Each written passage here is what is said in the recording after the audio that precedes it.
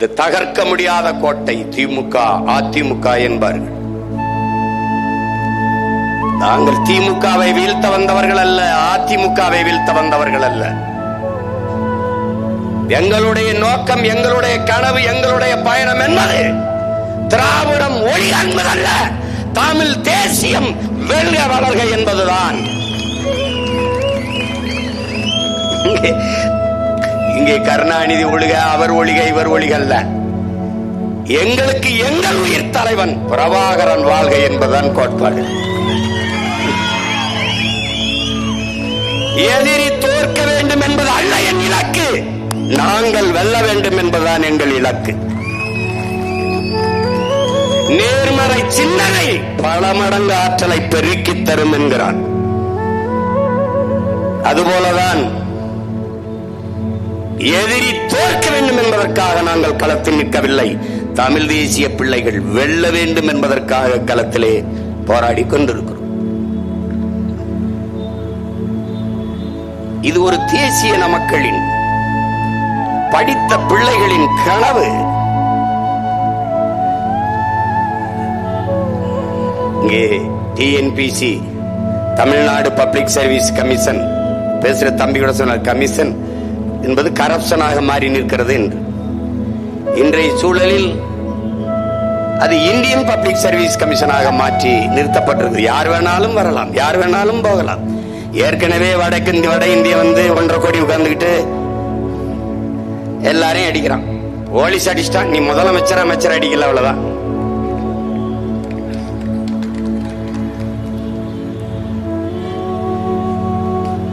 $75 லட்சம் பேர் வேலை இல்லாமல் தேர்வு எழுதிவிட்டு விண்ணப்பித்து விட்டு வெளியே நிற்கிறார். 55 லட்சம் பேர் விண்ணப்பித்து காத்திருக்கிறார்கள், தேர்வு எழுதி காத்திருக்கிறார்கள். அதில் 29 லட்சம் பேர் பெண்கள்.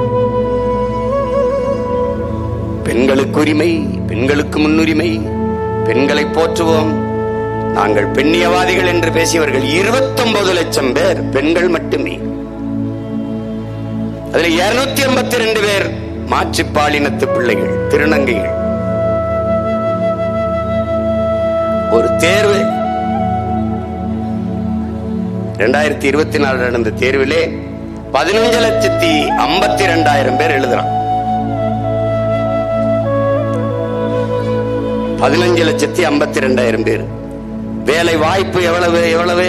3,937 தான். 3,937 இடத்திற்கு 15,52,000 பேர் எழுதுறாங்க. இப்ப இவ்வளவு பேருக்கு வேலை எப்படி கிடைக்கும் நினைக்கிற? அதுவும் என் தம்பியை சொல்ற மாதிரி காசு வாங்கிட்டு தான் போடுவான்.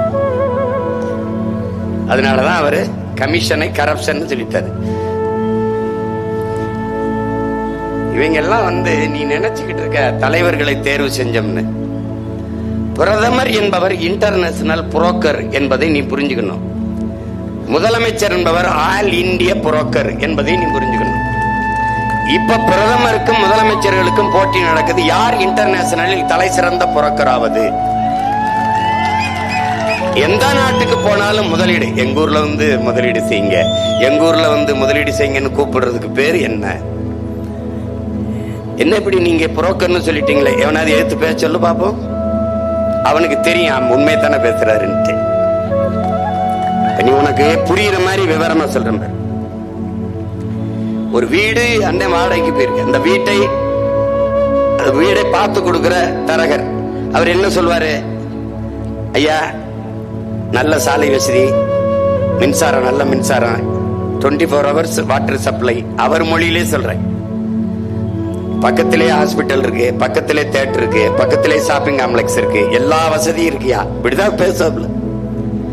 ஹவுஸ் ஓனர் பிக்கல் பிடுங்க இருக்காதியா, ஒரு பிரச்சனை இல்ல, 5ஆம் தேதி வரைக்கும் வாடகையை கொஞ்சம் தள்ளி கொடுக்கலாம் ஐயா, ஒண்ணும் இல்லையா, ஒரு தொல்லை இருக்காதியா, வாங்கய்யா. அந்த வீட்டு உரிமையாளர்கிட்ட போய், ஐயா கணவன் மனைவி 2 குழந்தைகள் தான் ஐயா, ஒருத்தர் இல்லைங்கய்யா, மாசமான ஒரு 2 லட்சம் சம்பளம் டான்னு வாடகை கொடுத்துருவாருங்க, ஆள் தள்ளின்னு போடாத சலம்பாதியா, ஒரு பிரச்சனை இருக்காதியா, நீங்க அவருக்கே வீட்டை கொடுக்கலாயான்னு பேசல. அந்த வீட்டு உரிமையாளர்கிட்டையும் வீட்டுக்கு குடிவரவர்கிட்டையும் பேசி இங்கேயும் தரகர் காசு, இங்கேயும் தரகர் காசை வாங்கிக் கொள்வதற்கு பேர் என்ன? வீட்டு புரோக்கர். ஜப்பான் போய், அமெரிக்கா போய், ஆஸ்திரேலியா போய், அரபு நாடுகளில் போய் என் நாட்டுக்கு முதலீடு செய்ய வாங்க முதலாளிகளே. என் நாட்டுல படிச்சுட்டு 50 லட்சம் 50 கோடிக்கு மேல இளைஞர்கள் இருக்காங்க. நிறைய இளைஞர்கள் வளம் இருக்கு. நிலம் எவ்வளவு வேணாலும் பறிச்சு தாரேன். நிலத்தடி நீரை எவ்வளவு வேணாலும் உறிஞ்சிக்கிறங்க. தடையற்ற மின்சாரம் தாரோம்.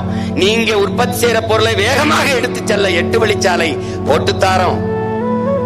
இப்படி போய் நாடு நாடாக பேசி வருகிறவர்களுக்கு பெயர் அவர்கள் வீட்டு புரோக்கர்கள், இவர்கள் நாட்டு புரோக்கர்கள். இதனால் இதுல என்ன வேறுபாடு கண்டுட்டே? நீ அதிகாரத்திலேயே மிக ஆபத்தான அதிகாரம் முதலாளிகளின் அதிகாரம், முதலாளித்துவ அதிகாரம். அதிலேயும் கொடிய அதிகாரம் இந்த முதலாளிகளுக்கு தரகு பார்க்கிறவனுடைய அதிகாரம். ஆனால் நம்மகிட்ட இருக்கிற அதிகாரம், அவனே முதலாளியாகவும் அவனே தரகராகவும் இருக்கிறான். நீ எந்த பொருளையுமே உற்பத்தி செய்யறவனே விற்பனையாளனா இல்ல. இப்ப குண்டூசி தயாரிப்பவனே குண்டூசி விற்பவன் இல்ல. அலைபேசியை தயாரிப்பவனே அலைபேசியை விற்பவன் இல்ல. வேளாண் பெருங்குடி மக்கள் கூட அவன் விளைய வைத்தது அவனை விற்பனை செய்யறது இல்ல. ஆனா வாங்குவர் வேற இடத்துல இருக்கான். ஆனால் இந்த நாட்டிலே உற்பத்தியாளனும் விற்பவனும் முறையாளர் இருக்கான். எதுல? டாஸ்மார்க்ல சாராயம் காய்ச்சறவனும் அவனே, விற்பவனும் அவனே. நீ முதல்வரை தேர்வு செய்யவில்லை, சாராயால அதிபர்களை தேர்வு செய்கிறாய். அதனால இவ்வளவு பிரச்சனையா நோய்கிற. இந்த தவறுக்கு காரணம் யார்? நாட்டை ஆண்டவர்களா? 1/4 நூற்றாண்டிற்கு மேலாக இந்த சிக்கல் இருக்க காரணம் யார்? நாட்டை ஆண்டவர்களே பொறுப்பேற்கணுமா? ஐயா கருணாநிதியா? ஐயா ஸ்டாலினா? ஐயா எம்ஜிஆரா? அம்மையார் ஜெயலலிதாவா? ஐயா எடப்பாடியா? இல்லை. ஒரு அதிகாரம், ஒரு ஆட்சியாளன் தவறான ஆட்சியை செய்கிறான் என்றால் அதற்கு அந்த ஆட்சியாளனை பொறுப்பேற்க முடியாது. அந்த ஆட்சியை நிறுவிய மக்கள் தான் பொறுப்பாளர்கள் என்கிறான் ஆபிரகாம் லிங்கன். அதை நீ புரிஞ்சுக்க. தவறை செய்தவனை தண்டிக்காது, அவனை தோற்கடிக்காது, வீழ்த்தாது விட்டது யாரோட பிழை? உன்னுடைய பிழை.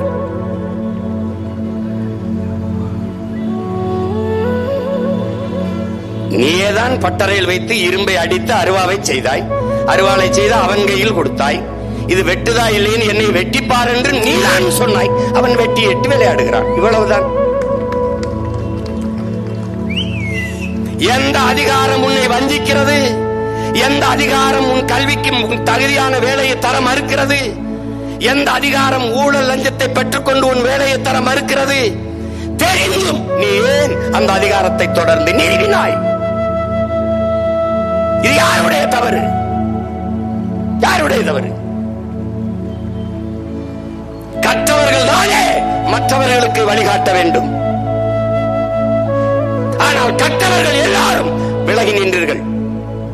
தீமைக்கு, அநீதிக்கு தொடர்ச்சியாக துணை நின்றீர்கள். அதனால் பிரச்சனை உங்களுடைய பிரச்சனையே உங்களால் தீர்க்க முடியவில்லை. இதற்கு ஒரே வழிதான் இருக்கிறது. மக்களின் பிரச்சனைகளை அதிகாரம் கவனத்தில் எடுக்காத போது அதிகாரத்திற்கு மக்களே பிரச்சனையாக மாற வேண்டும். அப்போதான் என்ன பிரச்சனைன்னு கேட்க வருவான். இப்ப அதனால என்ன? அதனாலதான் இந்த பிரச்சனையாக மாற்றுவதற்கு உங்க மகன் இந்த பெரம்பலூர் மண்ணிலே வந்து நின்றுட்டு பிரச்சனைடாது. என்ன பிரச்சனை? இந்த ஊர்ல பேசிட்டு அப்படி விட்டு போயிருவேன் நினைக்காத. ஒவ்வொரு நாளும் பேசுவேன்.